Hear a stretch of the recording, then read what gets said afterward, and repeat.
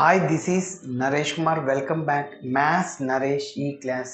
First time మన channel మీరు చూస్తున్నట్లయితే సబ్స్క్రైబ్ చేయండి, అలానే వీడియోని లైక్ చేయండి, మీ ఫ్రెండ్స్ కూడా షేర్ చేయండి. వాళ్ళ ఇంటర్మీడియట్ ఫస్ట్ ఇయర్ మ్యాథ్స్ 1Bకి సంబంధించిన మనం లోకస్ అనే చాప్టర్లో నుంచి 4 మార్కులకి సంబంధించిన ప్రాబ్లమ్ని డిస్కస్ చేద్దాం. సో ఈ ప్రాబ్లం తెలంగాణ స్టేట్లో మార్చిలో 2018లో 4 మార్కులకు అడగడం జరిగింది. ఓకే, మరి ఎలా చేయాలో ఒక్కసారి చూద్దాం.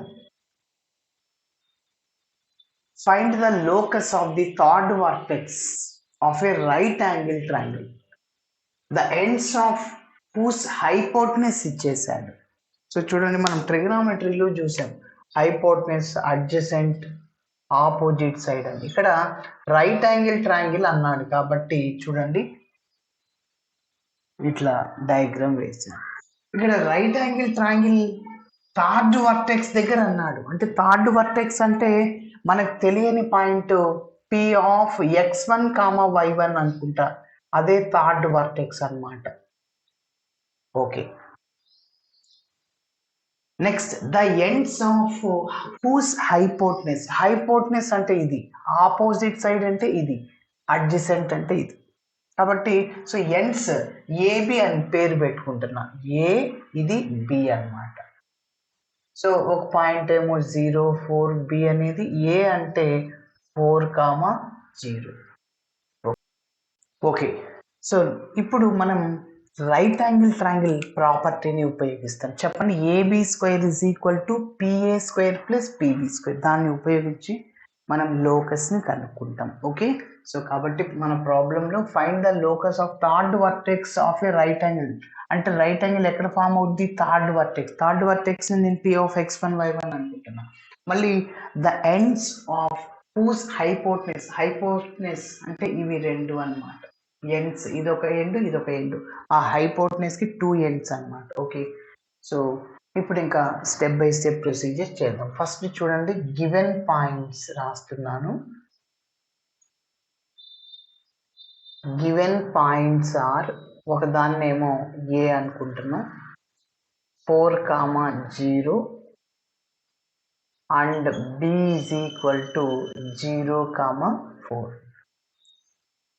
Next P of x1, y1, B any point on the locus. ఆ పాయింట్ రాస్తున్నాను. Let P of x1, y1 B any point on the locus. Okay, next a comma b are ends of hypotenuse of right angle triangle. అది రాస్తున్నాను. So given that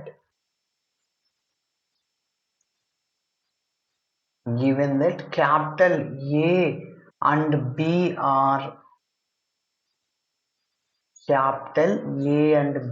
are ends of hypotenuse.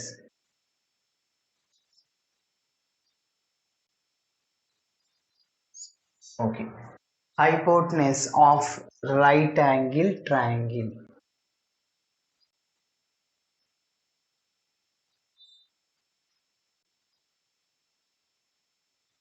సరే, next కాబట్టి angle APB is equal to 90 degrees. So కాబట్టి condition ఏంటి? Given condition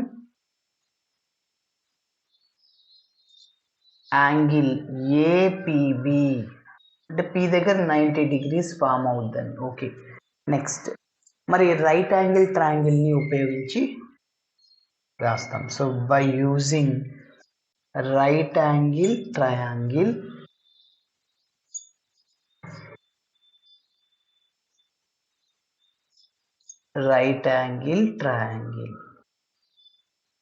so దీని ప్రకారం చెప్పండి ఏంటి? PA square adjacent square plus మళ్ళీ opposite square is equal to hypotenuse అంటుంటాం కదా. సో అదే రాస్తున్నా. So PA square plus PB square is equal to AB square అన్నమాట. Okay, PA square plus PB square is equal to AB square. మరి ఇప్పుడు మనకి డిస్టెన్స్కి formula తెలుసు. సో ఏంటి, రెండు పాయింట్స్కి డిస్టెన్స్కి కనుక్కోవడానికి ఫార్ములా అంటే square root of x2 minus x1 whole square plus y2 minus y1 whole square. అయితే పి అనే పాయింట్లోంచి ఏ పాయింట్ని తీసేయండి. సో చూడండి, ఇక్కడ పిలోంచి ఇది తీసేయండి. మీరు x1 y1 అనుకోవచ్చు, x2 y2 అనుకోవచ్చు. ఇది x1 y1 x2 y2 మీ చాయిస్ ఏదైనా అనుకోవచ్చు. సో నేను ఇందులోంచి తీసేస్తున్నాను. x1 minus 4 whole square plus y1 minus 0 whole square అనమాట. కాబట్టి సో రెండు పాయింట్స్కి డిస్టెన్స్కి ఫార్ములా నేను ఉపయోగిస్తున్నా. Square root of x1 minus 4 whole square, x1 minus 4 whole square plus y1 minus 0 whole square. Okay, so మళ్ళీ మొత్తానికి హోల్ స్క్వేర్ ఉంది plus PB square. PB square పీలో నుంచి బీని తీసేయండి, అంటే x1 minus 0 whole square plus y1 minus 4 whole square. Square root of x1 minus 0 whole square plus y1 minus 4 whole square. Okay, మొత్తానికి square. Next AB square. AB square okay, ఇందులోంచి తీసేయండి, లేకుంటే ఇందులోంచి ఇదైనా తీసేయండి. So 4 minus 0 whole square plus 0 minus 4 whole square.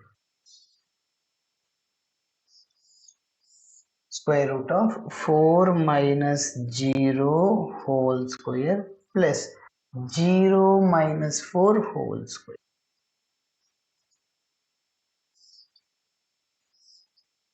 Okay, ఇప్పుడు మీరు observe చేస్తే స్క్వేర్కి రూట్కి క్యాన్సిల్ అయిపోతుంది. నెక్స్ట్ ఇంకా మిగిలింది x1 minus 4 whole square plus y1 square. y1 minus 0 అంటే y1 స్క్వేర్ ఉంది, స్క్వేర్ రాశాను, ప్లస్ ఇక్కడ స్క్వేర్కి రూట్కి క్యాన్సిల్, x1 స్క్వేర్ రాశాను. x1 మైనస్ 0 అంటే x1 కదా, స్క్వేర్ రాశాను, plus y1 minus 4 whole square is equal to, so 4 square అంటే 16 plus minus 4 whole square, minus square లో ప్లస్ అవుతుంది, minus 4 whole square అంటే 16 అన్నమాట. ఓకే, నెక్స్ట్ ఇప్పుడు a మైనస్ బి హోల్ స్క్వేర్ని అప్లై చేద్దాం ఇక్కడ. సో ఏ స్క్వేర్ అంటే x1 square plus B square, 4 square అంటే 16. Next minus 2ab plus minus minus కాబట్టి 2 into 4 8x1 minus 8x1. Next మళ్ళీ ప్లస్ y1 స్క్వేర్, అలానే రాసి ప్లస్ x1 స్క్వేర్, మళ్ళీ A minus B whole square, A square రాశాను plus B square అంటే 4 square అంటే 16. Next minus 2ab minus కాబట్టి 2 into 4 8y1 minus 8y1 is equal to 32. 16 plus 16 ఇక్కడ 32, మళ్ళీ ఇక్కడ 16 plus 16 32 క్యాన్సిల్, ఎందుకంటే 32 లెఫ్ట్ సైడ్కి వస్తే మైనస్ 32, ఆల్రెడీ ఇక్కడ ప్లస్ 32 ఉంది, క్యాన్సిల్ అయిపోతుంది. ఓకే, సో నెక్స్ట్ ఇంకా x1 square 2x1 square, next y1 square 2y1 square. Okay, next x1 చూద్దాం, 8x1 minus 8x1 y1లు minus 8y1, ఇంకేం లేవు, కాన్స్టెంట్స్ ఏం లేవు కాబట్టి 0, మళ్ళీ 2తో క్యాన్సిల్ చేయండి.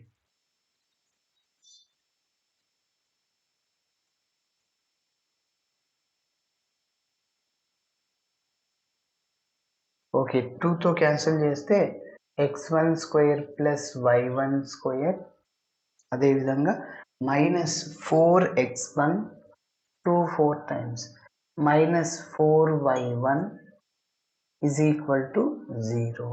సో చివరిలో x1 y1 రిమూవ్ చేస్తే that is the required locus. Therefore the locus of p of x1 comma y1 is, x1 y1 ని రిమూవ్ చేసేస్తే so x square plus y square minus 4x minus 4y, that is equal to 0. Yes, this is our final answer. ఇలా చేయాలి. Thanks for watching my video. Video నచ్చితే ఖచ్చితంగా మీ friends కూడా share చేయండి.